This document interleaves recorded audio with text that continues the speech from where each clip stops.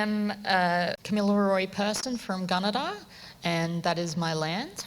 I'm the Master of Ceremonies today, so I just want to welcome you all. I would like to acknowledge the Wongal people of the Eora Nation. I pay my respects to elders past, present and emerging. Always was, always will be Aboriginal land. I would like to invite Uncle Brendan Kern from the Metropolitan Local Area Land Council to do Welcome to Country. The land that we're gathered on here today is Wongal land. And Wongal makes up one of the 29 clans of the Eora Nation. So on behalf of myself and on behalf of Metropolitan Aboriginal Land Council, I'd like to welcome everyone here this morning. For me, it's always humbling and I'm always honoured to perform both smoking and a welcome ceremony. If we look at the history of Aboriginal people, 10 years ago we would never have had the opportunity or the platform to perform a welcome to country or a smoking ceremony, let alone acknowledge country. So I'd just like to remind people, when you see that welcome to country or that smoking ceremony, just stop and reflect a little bit on the journey that we've come. I'm extremely proud to be standing here today launching our Innovate Reconciliation Action Plan. What is a RAP? A RAP provides a framework to directly improve relationships and respectful advocacy between Aboriginal and Torres Strait Islander peoples and other Australians. It's a commitment to learn and understand more about First Nations people, to acknowledge their unique place as the world's oldest living culture, and to create opportunities together, both inside our organisation for our employees and within the broader community. When we saw the Reconciliation Plan in 1992 and the ideas behind it, the 8 major steps of how we're going to make sure that there's some equity and justice for all of us, it was exciting. Then it took time. Then it took time. Then it took time. And as that time increased, we thought, well, let's put it up to one of the earlier proposals put to us, and this is where SSI comes into it. When they approached me to read the policy, and I looked at it, and it was all of the ideals of what we as a family spoke about way back when. And it gave us an opportunity, or gave me an opportunity to make an impact, and that's what I tried to do. I looked at that program. I have so many good things to say about it. The RAP plan is not only a visually pleasing document, thanks to the artwork and the beautiful artwork, and a lot of the statements in it, statements that really impact on our life, our justice, our cry for justice, and our cry for equity. I thank you very much, the team that worked on it. You've done a brilliant job, and hopefully going into the future, we'll be able to make sure that we get them implemented. To me, reconciliation is about connection to community. It is about the strong connection between Aboriginal and Torres Strait Islanders and their language, culture and identity. I firmly believe that we cannot be truly connected as a community, and we can't create a future that is inclusive, that is just, cohesive and proud without reconciling with our past.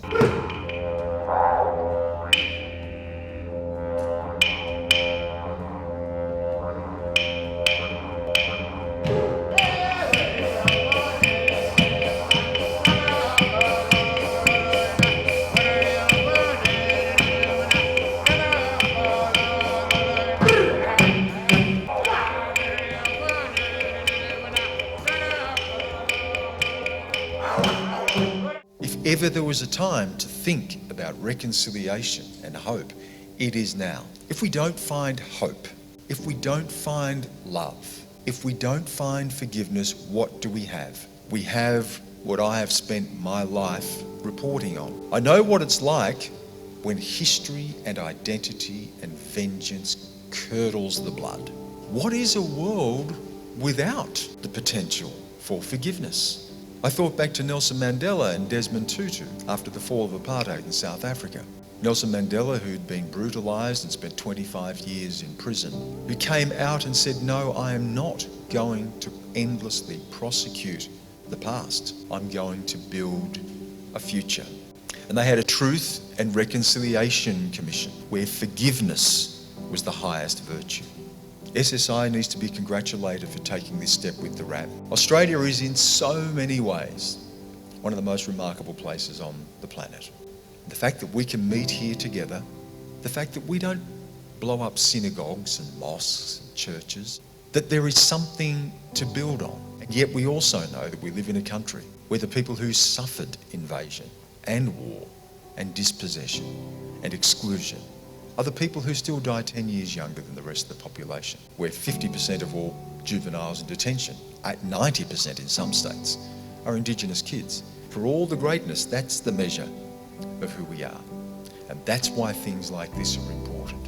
To make hope real, to make it something we work for, to set higher order of justice is the journey that we should all be on.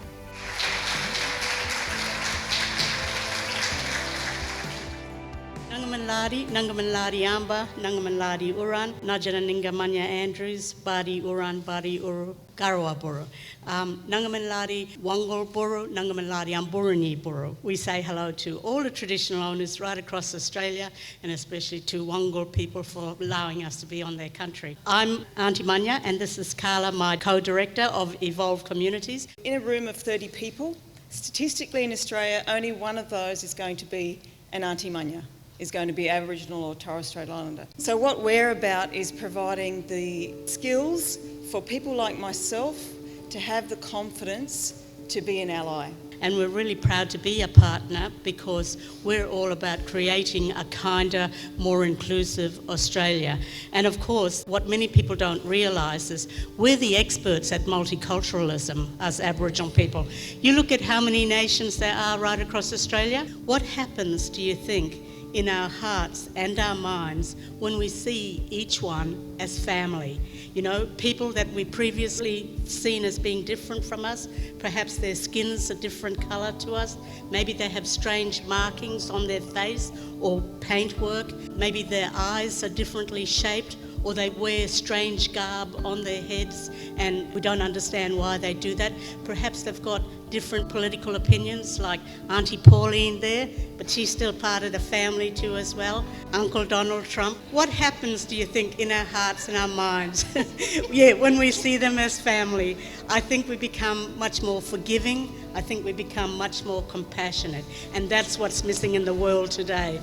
And that's what we at Evolve are trying to remind people to come back to the basics of being Aboriginal and relating to each other now. It's time for us all.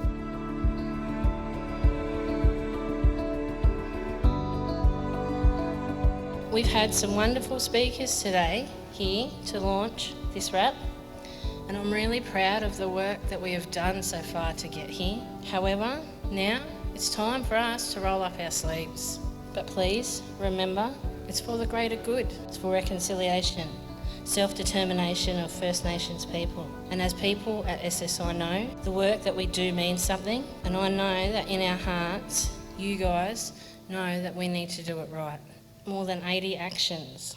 Sounds really big, but if you think about it, it simply is a commitment to a First Nations voice in everything that we do.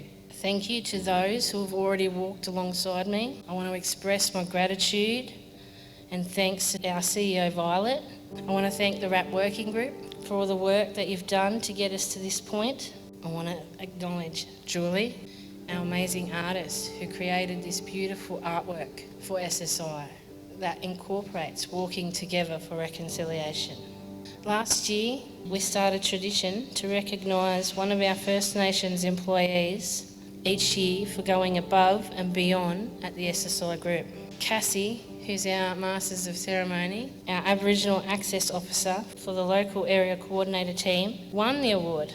She has been instrumental in the recruitment and cultural support for Aboriginal and Torres Strait Islander people, and went above and beyond her role to help us SSI understand the cultural needs of the First Nations people and help other programs recruit and support First Nations people. She also is an active member for the SSI Group's Gender and Sexual Diverse Working Group and often supports both First Nations and GSD community members. Well done, Cassie. I've got an award up here that I'd like to present to you.